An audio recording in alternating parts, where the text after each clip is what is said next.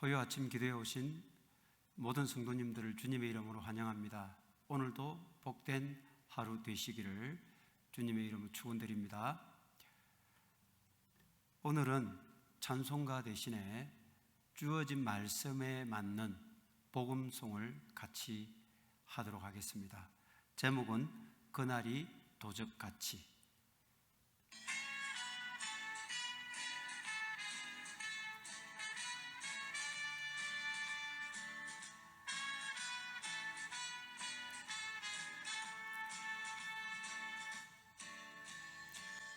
그날이 도적같이 이를 줄 너희는 모르느냐. 늘 깨어 있으라, 늘 깨어 있으라. 잠들지 말아라, 잠들지 말아라. 주님과 동행하라. 항상 기뻐하라, 항상 기뻐하라. 쉬지 말고 기도하라, 꼭 기도하라. 범사에 감사하라. 이는 예수 안에서 너희를 향하신 하나님 뜻이니라. 평강의 하나님이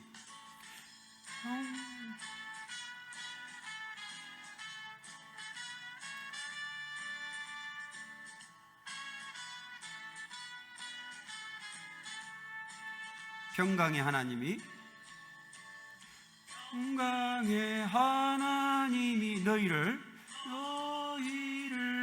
거룩하게 하시고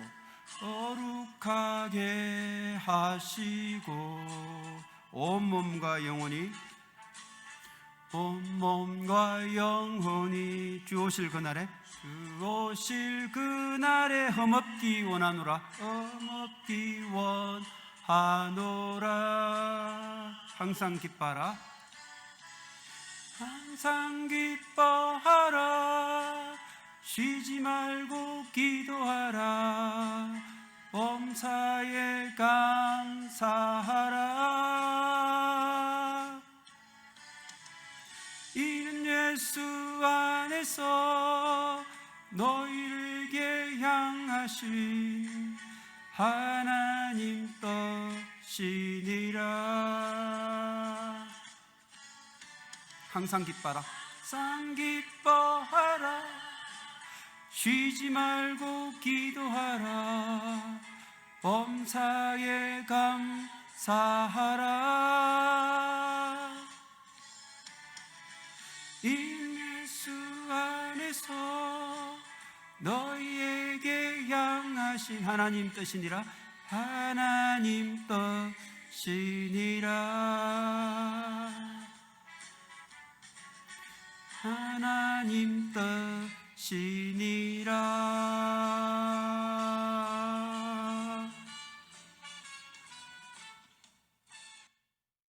오늘 본문에 등장하는 데살로니가라고 하는 도시였습니다. 사도 바울 일행이 2차 전도 여행을 떠날 때 아시아 땅, 지금의 터키 마지막 땅에 있는 그 드로아라는 지역을 출발하게 됩니다. 그곳을 출발하여 배를 타고 지금의 유럽인 그리스의 네아폴리 향해 당도하게 됩니다. 최초로 유럽 땅을 밟은 것입니다. 그리고 그곳에서 복음을 전하고 그는 그 가까운 빌립보 지역을 찾아서 예수 그리스도의 복음을 전하고 교회를 세우게 됩니다. 그는 계속해서 당시 로마가 군사용으로 그리고 상업용으로 만든 도로인 이그나티아 도로를 따라서 서쪽으로 계속 이동을 하다가 오늘날 데살로니가라고 하는 큰 도시에 이르게 됩니다. 그는 이 데살로니가에서 이제 복음을 전하고 하나님 말씀을 강론하게 되는데, 사실 저희들도 근본 2월달 성지순례팀을 조직해서 이 지역을 그대로 사도행전 17장에 나오는 그 행선지를 따라서 그대로 방문하고 또 사도 바울의 그 흔적을 저희들이 기리면서 복음 전도의 그 엄숙함을 느꼈던 그런 경험이 있습니다. 사도 바울 일행이 이제 데살로니가에 도착을 한 이후에 그들은 예전처럼 유대인의 회당에 들어가서 세 주 안식일을 계속 연속해서 유대인 회당을 찾아서 구약 말씀을 강론하고 하나님 나라에 대한 그 예언들을 설파했습니다. 이곳에서 사도 바울은 구약에서 예언했던 메시아라고 하는 분, 그분이 다름 아닌 바로 예수 그리스도, 예수님이 바로 그리스도 되신다라고 하는 사실을 아주 힘주어서 설파를 했습니다. 그런데 그 유대인 지도자들이 이제 사도 바울 일행이 예수 그리스도를 메시아로, 구약의 메시아로 설파하고 전파하는 것에 불만을 품고 그곳에 있는 불량배들과 군중들을 동원해서 이제 소요를 일으키게 됩니다. 그리고 그 소요의 책임을 사도 바울 일행, 다시 말하면 그때 사도 바울과 함께 동행했던 누가와 그리고 실라와 디모데가 있습니다. 이들을 같이 집정관에게 고발을 하게 됩니다. 그랬는데 다행히 그때 사도 바울 일행은 빨리 몸을 피하게 되었는데 대신에 그들이 묵고 있었던 그 집 주인인 이 야손 그리고 몇몇 기독교인들, 이들이 끌려가서 굉장히 큰 봉변을 당하는 그런 핍박이 기록되어 있습니다. 사도 바울은 이제 황급히 데살로니가를 벗어나서 베레아로 떠나가야 됩니다. 그리고는 다시 아테네로 옮겨가서 예수 그리스도의 복음을 전하게 되죠. 아테네에서 머물고 있던 사도 바울은 사실 많이 염려가 되고 걱정이 되었습니다. 바로 데살로니가에 있는 그 교인들이 말이죠, 제대로 하고 있을까? 왜냐하면 마음 같아서는 데살로니가에서 오랫동안 머물면서 그들에게 예수 그리스도의 그 복음과 하나님의 그 생명의 말씀을 제대로 전하고 그래서 그들을 든든히 복음 위에 세우고 싶었지만 유대교의 지도자들이 핍박하는 바람에 정말 도망치듯이 빠져나왔기 때문에 이 데살로니가 교회의 교인들이 제대로 이 예수 그리스도에 대한 복음을 어떻게 알고 실천하고 있을까? 그게 걱정이 됐다는 것이죠. 그래서 그는 디모데를 데살로니가에 파송해서 그곳 형편을 알아오게 그렇게 지시를 합니다. 그래서 디모데가 이제 데살로니가를 떠나고 난 이후에 다시 사도 바울은 아테네에서 다시 고린도로 이동을 하게 되죠. 고린도에서 사역을 하면서 초조하게 이제나 저제나 데살로니가에서 디모데가 빨리 돌아오기를 학수고대하고 있었습니다. 그 와중에 이제 디모데가 이제 돌아왔습니다. 돌아와서 사도 바울에게 보고를 합니다. 선생님, 걱정 마십시오. 제가 가보니까 굉장히 데살로니가 교인들이 생각보다는 아주 믿음이 견고하고 그들이 복음을 전하는데도 굉장히 열심인 그런 아주 참 보기 좋은 아름다운 그런 모습을 보고 왔습니다 라고 하는 그런 보고를 하게 되죠. 사실 이 디모데는 빨리 데살로니가에서 고린도까지 오지 못했던 이유는 자신이 그 위장병이 있었기 때문에 중간에 굉장히 고생을 많이 했습니다. 그래서 아주 오랜 시간에 걸쳐서 이제 고린도로 돌아오게 되는데 이 디모데의 기쁜 소식을 접한 사도 바울이 이제 붓을 들고 데살로니가 교인들을 향해서 편지를 쓰게 되는데 그것이 바로 데살로니가 전서라고 하는 오늘날 우리가 읽게 되는 이 말씀이 되는 것입니다. 그러니까 사도 바울이 이 데살로니가 전서를 기록한 곳은 고린도라고 하는 지역이었다라고 하는 것을 알 수가 있고요. 그때가 대략 AD, 즉 주후 한 50년 봄쯤 됩니다. 그쯤이 데살로니가 역사와 그리고 그 복음 전파의 사역들이 기록되어진 시기였습니다. 당시 데살로니가에서는 예수님의 재림에 대한 그런 많은 논란들이 있었는데 대표적으로 두 가지가 큰 논란거리가 있었습니다. 하나는 이 본문에 보면 이제 4장 뒷부분에 나오는데 예수 그리스도를 잘 믿다가 예수님의 재림을 보지도 못하고 죽은 성도들, 그들은 어떻게 될 것인가? 여기에 대해서 많은 의견들이 있었어요. 그래서 그때 어떤 사람들은 예수 그리스도의 재림을 보지 못하고 죽은 사람들은 소망이 없다, 어떤 사람들은 아니다, 소망이 있다, 이렇게 논란이 많았는데 이 논란에 대해서 사도 바울이 깔끔하게 답변을 해주고 있습니다. 4장 13절 14절에 읽어보면 그런 내용이 있죠. 예수 그리스도를 믿고 그리고 예수님이 비록 재림하는 것을 보지 못하고 죽었다 할지라도 그 사람은 하나님께서 그리스도를 살리신 것처럼 그 사람도 살려주실 것이기 때문에 전혀 염려할 필요가 없다.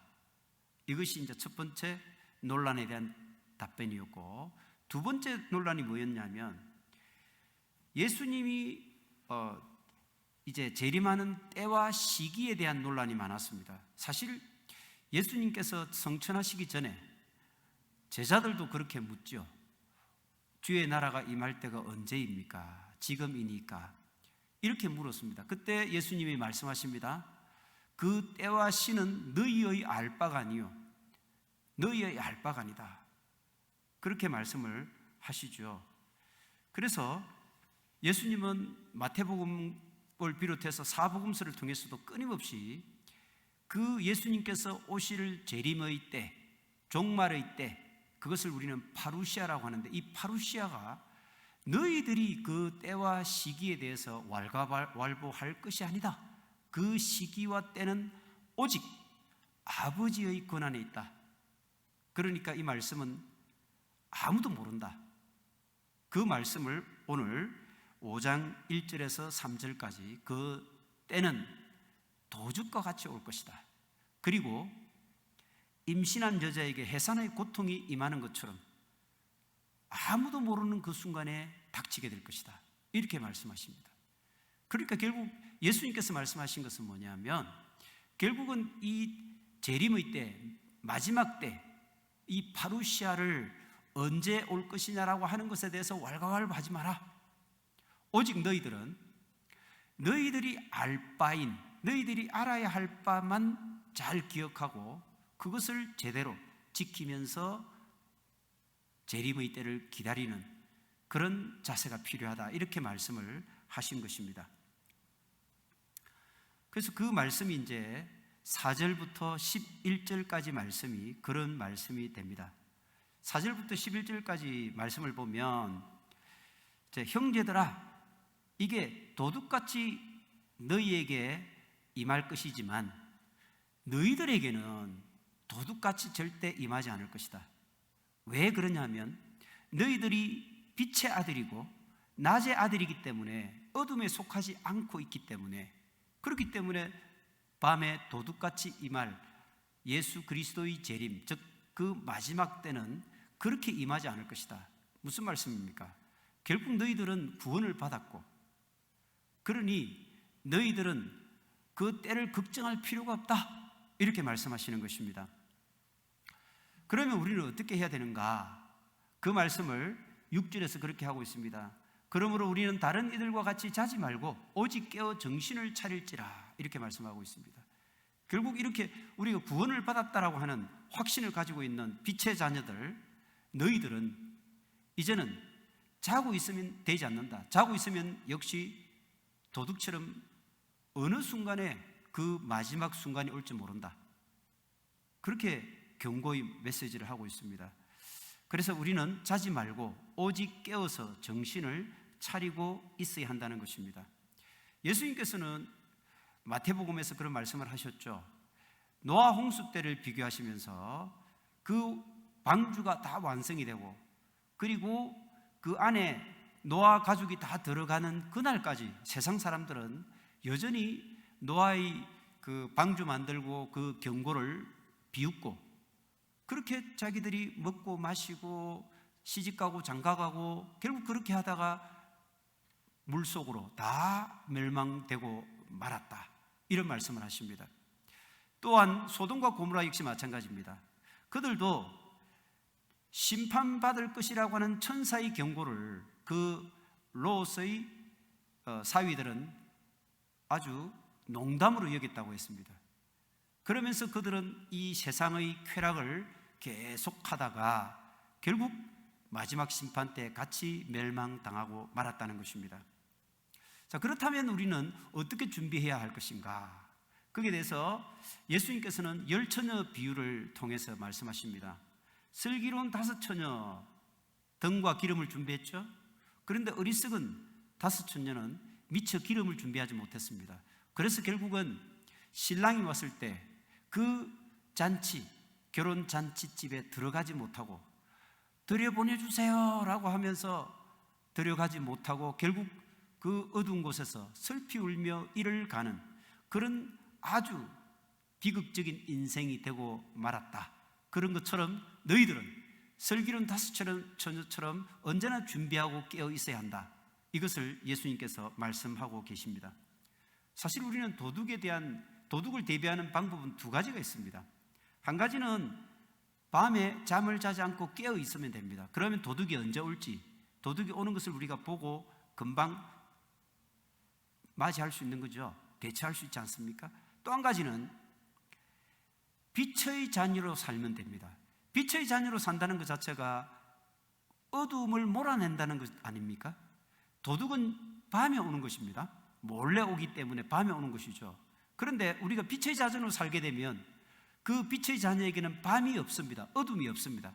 그렇기 때문에 도둑이 오게 되면 제 아무리 아주 고참 날랜 아주 능숙한 도둑이라 할지라도 그 환한 대낮에는 그 도둑은 다 들킬 수밖에 없는 것이죠. 그러니까 결국은 우리가 예수 그리스도의 재림, 그 파루시아를 우리가 기다리는 방법은 2가지인데, 하나는 늘 깨어 있는 것입니다. 2번째는 늘 빛의 자녀로 살면 된다는 것입니다. 그래서 8절 말씀처럼 보니까 우리가 정신을 차리고 믿음과 사랑의 호심경을 붙이고 이 가슴을 보호하는 방패와 같은 거 호심경을 붙이고 구원의 소망의 투구를 쓴다. 이것이 우리가 깨어있고 준비해야 될 자세가 된다는 것입니다. 사도 바울은 이어서 계속해서 사역자에 대해서, 그리고 형제들에 대해서, 그리고 각 개인들에 대한 교훈들을 주고 있습니다. 그게 12절 이하의 말씀이 그렇습니다. 그래서 12, 13절에 대해서는 보면 12, 13절은 사역자에 대해서 너희들이 어떻게 해야 될 것인가에 대해 그렇게 말씀을 주고 계십니다. 제가 봉독해 보면, 형제들아 우리가 너희에게 구하노니 너희 가운데서 수고하고 주 안에서 너희를 다스리며 권하는 자들을 너희가 알고, 이렇게 말씀했습니다. 그러니까 너희 가운데서 수고하고 너희를 다스리며 권하는 그런 사람들이 누구이겠습니까? 당연히 교회의 그 말씀을 먹여주는 지도자들, 곧 사역자들, 오늘날로 보자면 목회자들, 이런 분들이 되겠죠. 이런 분들에 대해서 너희들이 알고 있어야 된다. 이 안다는 말은 단순히 know, 안다는 말이 아니라 영어 성경에는 acknowledge, 인정하다로 번역되어 있습니다. 너희들이 그 분들을 인정해야 된다, 이렇게 했습니다. 자, 이때 보면 그럼 사역자들은 어떤 역할을 해야 되는가에 대해서 지금 세 가지를 말씀하고 있지 않습니까? 첫 번째는 수고하는 자여야 된다는 것입니다. 사역자, 목회자는 하나님의 말씀을 먹이고 그 영혼을 양육하는 수고를 해야 되는 그런 책임을 맡은 사람이라는 뜻입니다. 그래서 우리가 잘 아는 것처럼 초대교회에 구제와 봉사에 전념하고 있었던 사도들이 자기들이 뭔가 잘못했다는 것을 깨닫게 되죠. 우리들이 이 일에 집중해서는 안 된다. 더 중요한 거, 그것이 바로 뭐냐? 하나님 말씀 그리고 기도, 이것을 해야 되는데 구제와 봉사는 7 집사를 세워서 그들에게 맡기고 우리는 하나님 말씀에 전무하자. 말씀이 우리에게 생명이다. 이것을 강조한 내용이 나오지 않습니까? 그래서 우리는 목회의 핵심은 뭐냐라고 이렇게 물어본다면 그것은 우리가 세상적인 위로나 어떤 복을 빌어주는 것이 아닙니다. 목회의 핵심, 생명은 바로 하나님의 말씀을 먹이고 그 말씀으로 살아갈 수 있도록 노력하고 애를 쓰는 것, 이것이 바로 목회의 기본이며 핵심입니다. 두 번째, 사역자, 이 목회자는 어떤 사람입니까? 주 안에서 다스리는 자라고 했습니다. 다스린다고 해서 지배한다와 같은 그런 느낌을 주니까 좀 마음이 좀 편치 않는데, 여기서는 지배하는 그런 의미가 전혀 아닙니다. 여기서 다스린다는 말은 하나님 앞에 말씀으로 바로 세운다는 의미가 됩니다. 그래서 하나님의 말씀으로 성도들을 하나님 앞에 바로 세워나가는 역할을 하는 사람, 그 사람이 바로 사역자고 목회자다, 이런 말씀이죠. 세 번째, 사역자는 성도를 권하는 자라고 했습니다. 여기서 권한다는 말은 경고나 충고를 한다는 뜻입니다. 사역자는 하나님의 말씀을 납할수가 되어야 하지 않겠습니까? 구약의 선지자처럼 하나님의 말씀대로 만약에 살지 않으면 책망도 하고 경고도 하고 하나님의 말씀을 가감없이 그대로 이렇게 전달하는 그런 나팔을 부는 나팔수가 되어야 한다는 것입니다. 이 사역자들을 너희들이 그렇게 인정을 해야 된다, 이렇게 됩니다. 그래서 사실은 우리가 사역자들을 이렇게 대접하고 크게 높여주고 이런 거라기보다는 결국 우리가 성도들의 영혼이 살찌우고 그 영혼을 더 성숙시키기 위해서는 결국은 사역자들이 그런 충분한 인정을 받고 그런 충분한 환경이 조성되어 있어야 되는 것은 사실이죠. 그런 것을 오늘 말씀하고 있습니다. 그리고 14절 이하에 보면 이제 형제에 관한 교훈을 주십니다. 그래서 너희들끼리 먼저 화목하고, 그리고 14절 말씀을 보니까 또 형제들아 너희를 권면하노니 게으른 자들을 권계하여 마음이 약한 자들을 격려하고 힘이 없는 자들을 붙들어주며 모든 사람에게 오래 참으라. 자, 그 다음 두 번째, 형제들에 대해서 어떻게 교훈을 주시느냐 하면 첫 번째가 게으른 자, 이 게으른 자들을 권계라는 말은 충고하고 경고한다는 뜻입니다. 여기서 게으른다는 말은 부지런하지 않다 이런 의미라기보다는 어떤 무질서하고 뭔가 제멋대로 질서 없이 살아가는 그런 사람을 말합니다. 그래서 결국 그런 사람들을 권면하고 충고해서 그들이 무질서한 삶에서 벗어날 수 있도록 인도하고 그런 사람들을 끊임없이 이렇게 교훈해야 된다는 것입니다. 그런데 사실은 사람들을 교훈해서 이렇게 바로 인도한다는 것은 쉽지 않습니다. 왜냐하면 사람들은 그런 교훈을 듣기 싫어하거든요. 그래서 오늘 사도 바울께서 말씀하시는 것은 오래 참을 필요가 있다, 이렇게 말씀을 하십니다. 두 번째, 마음이 약한 자를 격려하라고 했습니다. 여기서 마음이 약하다는 것은 소심하다는 뜻인데, 당시에 믿음을 쉽게 저버리고 믿음에서 벗어나는 사람들이 많았다는 것이죠. 그리고 마음이 약하다는 것은 삶이 어려워지고 고난이 닥치면 그냥 좌절하고 낙망하는 사람이 있는데 그들을 잘 격려해서 세워줘야 된다, 이런 것입니다. 이것도 쉽지 않죠. 그래서 사도 바울은 너희들이 오래 참을 필요가 있다, 이렇게 말씀을 하십니다. 세 번째, 힘이 없는 자를 붙잡아 주라고 말씀합니다. 육체적으로 물론 병이 있거나 약한 사람을 서포트 해주는 것도 필요하지만 그의 믿음이나 또는 그의 경제적인 상황이 너무나 열악해서 아주 어려운 그 환경에 있는 사람들을 같이 붙잡아주고 그들을 세워줘야 된다는 것입니다. 그래서 이것도 쉽지 않은 일이지만 오래 참을 필요가 있음을 덧붙여서 말씀하고 있습니다. 우리가 잘 아는 말씀 가운데 선을 행하되 낙심하지 말지니 포기하지 아니하면 때가 이름에 거두리로다 라고 하는 말씀이 그래서 나온 말씀이죠. 세 번째, 우리 개인들에게 주시는 교훈이 있습니다. 그것이 이제 16절부터 18절까지 말씀인데 너무나 우리가 많이 듣고 너무너무 애송하는 그런 말씀입니다. 항상 기뻐하라, 쉬지 말고 기도하라, 범사에 감사하라. 자, 이 세 가지는 우리 각자 개인들에게 주시는 하나님의 권면의 말씀입니다.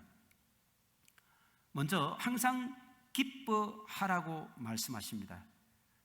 사람이 슬플 때 슬퍼하고 괴로울 때 괴로워하는 것은 너무나 당연한 인지상정입니다. 그런데도 모든 상황에서 기뻐하라고 하는 것은 억지로 기뻐하는 채 하거나 내가 기뻐하지 않는데 슬픈데도 낙심스럽고 고통스러운데도 억지로 기뻐하라는 의미가 아니라 우리의 삶의 목표, 가치를 바꾸어라. 이 땅에 있는 것에서 하나님의 나라로 그것을 옮기고 바꾸어라는 뜻입니다. 그럴 때 너희들은 기뻐할 수 없는 환경이지만 기뻐할 수 있다는 것입니다. 이 땅에 속해 있으면 이 땅의 환경은 기뻐할 수가 없고 슬프고 고난, 고통, 절망입니다. 그러나 하나님 나라의 소망을 두는 순간, 우리의 시선이 그쪽으로 옮겨지는 순간 그것이 우리에게 큰 기쁨의 소망이 되기 때문에 우리는 항상 기뻐할 수 있게 되는 것입니다. 두 번째는 쉬지 말고 기도하라고 했습니다. 쉬지 말고 기도한다고 해서 24시간 내내 무릎 꿇고 기도해라는 뜻은 아닙니다. 바로 언제나 항상 기도하는 마음과 자세와 정신으로 살아야 된다, 이런 말씀입니다. 이 말씀은 언제나 우리가 기도하는 마음으로 하나님을 찾고 하나님과 동행하는, 그래서 하나님과의 함께하는 그 끈을 놓지 말아야 한다는 그런 말씀이 됩니다. 하나님의 뜻을 분별하고 그 뜻을 쫓아 살라는 말씀이 되는 것입니다. 세 번째는 범사에 감사하라고 말씀하십니다. 이것은 어떤 상황과 환경 속에서도 항상 감사하는 삶을 살라는 말씀인데, 성경의 많은 인물들은 이 역경 가운데서도 언제나 하나님께 감사했습니다.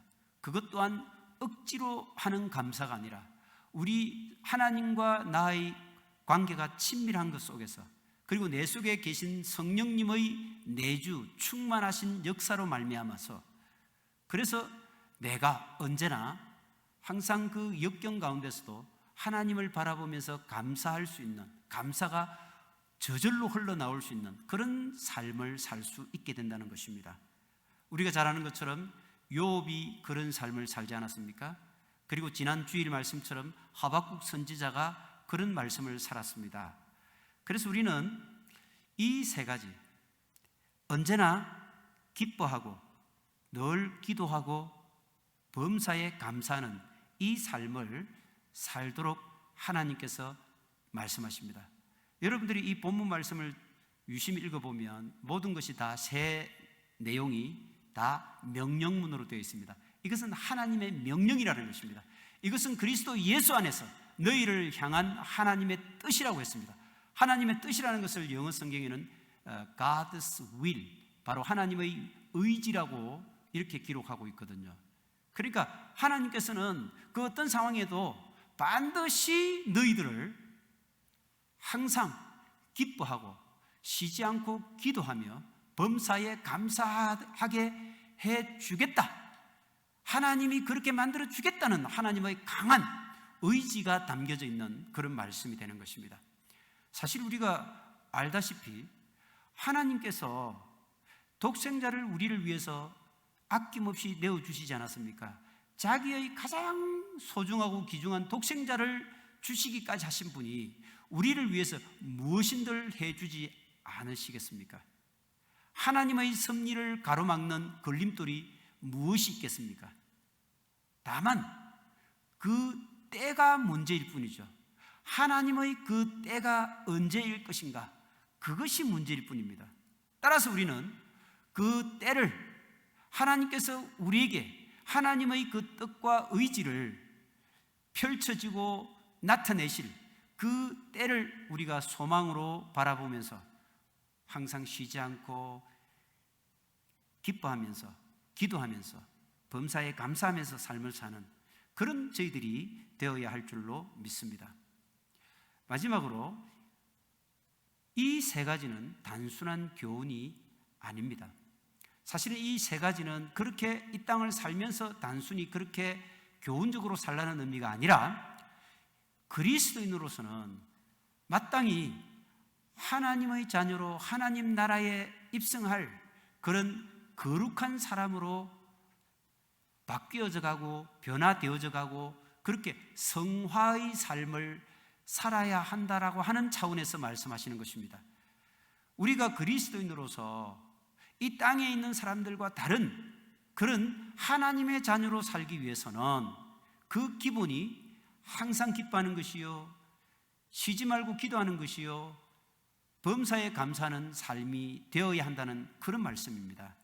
그리고 19절부터 24절까지의 말씀은 이렇게 그 성화의 과정을 이루기 위해서 구체적으로 해야 될 그런 말씀들이 나오죠. 언제나 우리가 성령을 소멸하지 않고 예언을 멸시하지 않고 범사에 좋은 것을 취하고 악은 그 모양이라도 버리는, 그래서 언제나 거룩한 하늘나라의 시민으로 그렇게 살아가는 우리 모두가 되어야 할 것으로 생각합니다. 그래서 이 땅의 것들이 우리의 가치나 목적이 될 수 없고 오직 영원한 하늘나라의 상급을 바라보는 것이 우리의 궁극적 소망이 되어야 한다는 것입니다. 그럴 때 우리는 언제나 기뻐하고 끊임없이 하나님과 동행할 수 있고 모든 상황에서 우리가 감사할 수 있는 그런 삶의 주인공이 될 수 있는 것입니다. 이 소망의 삶을 살아가는 저와 여러분 모두가 되시기를 간절히 축원드립니다. 기도하겠습니다. 우리 생명의 주인 되신 하나님 아버지, 하나님의 은혜와 사랑으로 오늘도 생명을 입고 이 땅 가운데서 하나님을 찬양하고 하나님을 기뻐하며 하나님께 영광을 돌려드리는 삶을 살아가게 하심을 감사드립니다. 올려드리는 이 기도가 내 입술을 떠나지 않게 하시고 내 평생의 고백이 되게 하여 주시옵소서. 이 가을이 다 가기 전에 주님을 향한 우리 영혼의 목마름을 해갈받기를 원합니다. 영원히 목마르지 않는 생수를 맛보며 그 생수를 마시며 살아가는 인생 되게 하여 주시옵소서. 이 가을이 다 가기 전에 하나님을 더 알기 원합니다. 하나님의 그 깊은 마음의 울림을 느껴볼 수 있기를 간절히 원합니다. 그리하여 이 땅 가운데서도 그 하나님의 마음으로 살아가는 저희들이 되게 하여 주시옵소서. 이 가을이 다 가기 전에 이 땅의 흔적들을 다 내려놓고 하나님 나라의 소망으로 내 영혼을 가득 채워 주시옵소서. 그 소망으로 날마다 주님으로 기뻐하는 삶을 살아가게 하여 주시옵소서. 이 가을이 다 가기 전에 하나님 나라의 기쁨을 맛보게 하여 주옵소서. 그 기쁨으로 이 땅의 모든 고통과 아픔과 절망과 좌절의 낙엽들을 걷어내게 하여 주시옵소서. 지금까지 우리 인생의 구비구비마다 우리를 인도해 주신 에벤에셀의 하나님 아버지, 이따금씩 쏟아지기 시작하는 흰눈처럼 우리 영혼도 그렇게 맑고 하얀 순수함으로 거듭나게 하여 주시옵소서. 그리하여 주님 오시는 그날까지 험없게 보존되게 하여 주셔서 순결한 신부로 신랑을 맞이하는 저희들이 되기를 소망합니다. 하얀 백설의 계절이 오기 전 먼저 저희들의 영혼이 그 백설을 닮아 성화되어져 가게 하여 주시옵소서. 그리하여 우리 주님이 기뻐하시고 주님의 마음에 이르는 성화의 삶을 살아가는 그리스도인 되기를 간절히 원합니다. 생사화복의 주권자이신 하나님 아버지, 이 시간 사랑하는 저희 교회 성도님들을 살펴주시고 긍휼을 베풀어 주시기를 원합니다. 특별히 코로나로 인해 더욱 힘든 시간을 보내는 몸이 불편한 성도님들 한 분 한 분 찾아주시고 주님의 손으로 만져주시고 위로와 회복의 은혜를 경험케 하여 주시옵소서. 코로나로 인해 더욱 어려워진 직장과 가게의 형편들을 돌아보아 주시고 주님의 특별한 자비의 손길을 허락하여 주시옵소서. 오늘도 하나님이 나의 하나님 되심과 하나님이 내 생명의 구원자 되심을 고백하며 오직 그 이유만으로 기뻐하고 즐거워하며 감사하는 그런 삶을 살아갈 수 있는 저희 모두가 되게 하여 주시옵소서. 모든 것을 감사드리며 예수 그리스도 이름으로 간절히 기도드리옵나이다. 아멘. 이상으로 토요 아침 기도회를 마쳤습니다. 오늘도 복된 하루 되시기를 축원드립니다. 감사합니다.